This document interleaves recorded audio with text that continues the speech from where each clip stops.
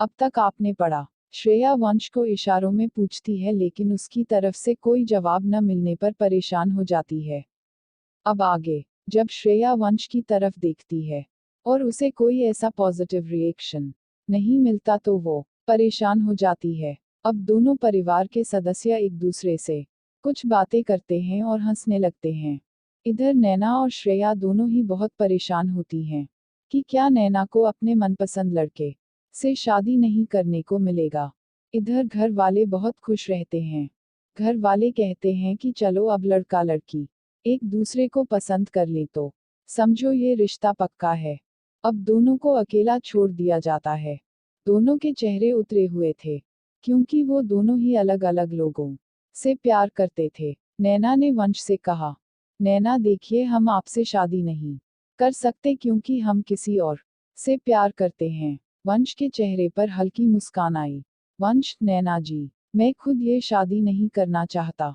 मैं अपने माँ बाप के प्रेशर में यह शादी के लिए तैयार हुआ हूँ क्योंकि मेरी माँ ने पहले भी अपनी जान देने की कोशिश की है। मैं अपनी माँ को नहीं खोना चाहता। नहीं तो मैं खुद किसी और लड़की को पसंद करता हूँ और उसी को अपनी जीवन संगिनी बनाना चाहता हूँ। लेकिन मेरे मम्मी पापा को वो पसंद नहीं है। मम्मी पापा जिद पे अड़े हैं कि मैं उस लड़की से शादी ना करूं, नहीं तो वो अपनी जान दे देगी। इसलिए मजबूरी में मुझे यह शादी करनी पड़ रही है। नैना परेशान होकर कहती है, नैना, वंश जी, मैं खुद ये शादी नहीं करना चाहती क्योंकि मैं किसी और को पसंद करती हूँ। यह सुनते ही वंश का चेहरा खिल उठता है। उसने नैना से कहा, वंश, नैना जी, आपने मुझे ये बात पहले क्यों नहीं बताई। जब हम दोनों ही अलग अलग लोगों को पसंद करते हैं तो हम शादी के बाद कैसे एक दूसरे के साथ खुश रह सकते हैं। हम शादी प्रेशर में आकर कर भी लेते हैं तो हम खुश नहीं रह पाएंगे। इस तरह चार चार जिंदगियां खराब हो जाएगी। नैना और वंश तय करते हैं कि वो ये शादी नहीं करेंगे और बाहर जाकर अपनी माँ को इस रिश्ते के लिए मना कर देंगे और जब कारण पूछा जाएगा तो बोल दिया जाएगा कि वह दोनों किसी और को पसंद करते हैं। इधर कबीर को श्रेया का चेहरा बार बार परेशान करता है।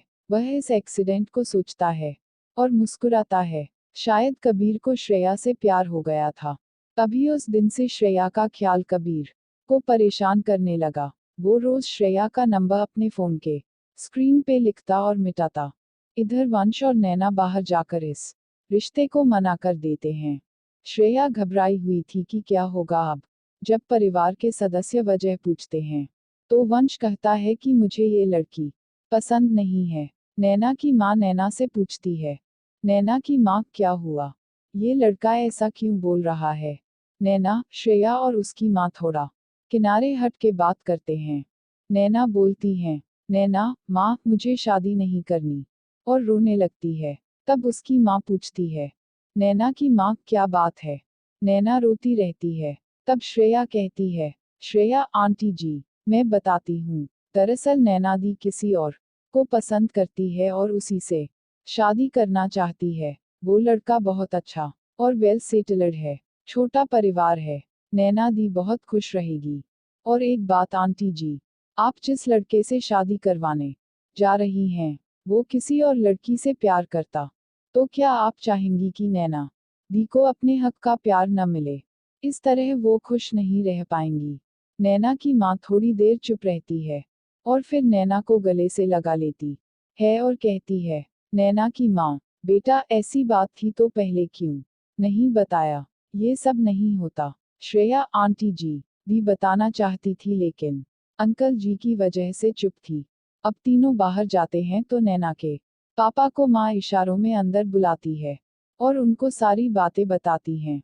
जब उनके पापा जानते हैं कि उनकी बेटी किसी और को पसंद करती है तो पहले गुस्सा होते हैं लेकिन उनकी माँ के समझाने के बाद समझ आया और तय करते हैं कि बच्चों की खुशी जिसमें हो वही करना चाहिए क्योंकि हम शादी अपने तरफ से करवा देंगे और बच्चे खुश नहीं रहेंगे तो क्या फायदा। आगे चलकर ऐसे ही रिश्ता सफल नहीं होते और तलाक का कारण बन जाता है।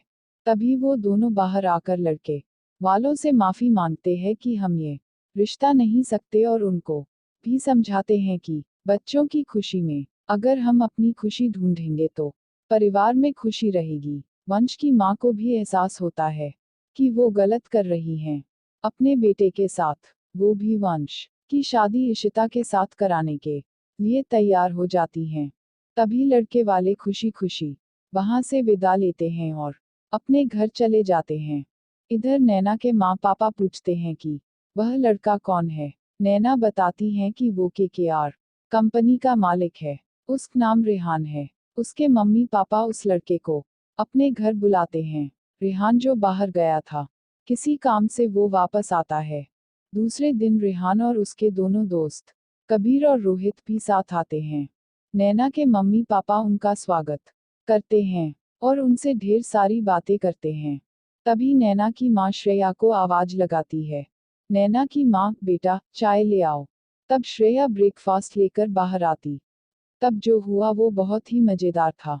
श्रेया नैना का यह रिश्ता होने से बचा पाएगी या नहीं, यह सब जानने के लिए कहानी का अगला भाग जरूर पढ़ें। साथ ही इस कहानी का सबसे अच्छा मोमेंट कमेंट में बताएं।